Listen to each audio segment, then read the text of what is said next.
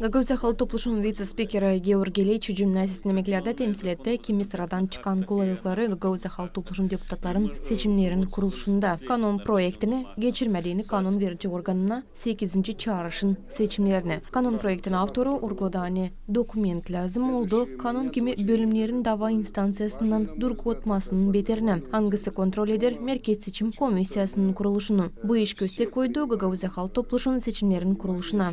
Определено, что ЦИК Гагаузии формируется из 9 Gagauzia'nın Merkez Seçim Komisyası 9 azasından kurulur. 3 Gagauzia Halk Topluluğu'ndan çıkarılırlar. 3 Bakanlık Komitetinden kim 3 dava instansiyalardan Kovratan, Volkaneş'ten kim Çadır'dan.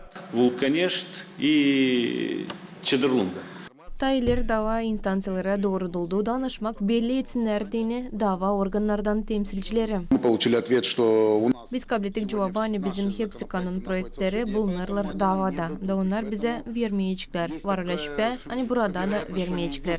Надо выборы проводить, обозначив. Önemli geçirme seçimleri belli edip datayı hem belli edilsin. Lazım hangi sırada seçim kampanyası gidecek hem neyle o lazım bitsin. O lazım bitsin Moldovan yülen tarafın hem Gagauzian vatandaşların haklarının korumasından. И мира на юге Республики Молдова. Cümle demeklerin bayanları tutturdular bu kanun proyektine kendi ideyalarını teklif edip. самое главное это принять первые назначить. En önemli Gagauzia Halk Topluluğu'nun seçimlerin datasını belli etme. Bu ilk açan data belli. Bu zamana kadar varınca kanunu kabul etmeye ya da hep oturuşta nasıl deputatlar kabul edecekler. Можно будет уже утвердить закон или на этом же заседании, как депутаты примут.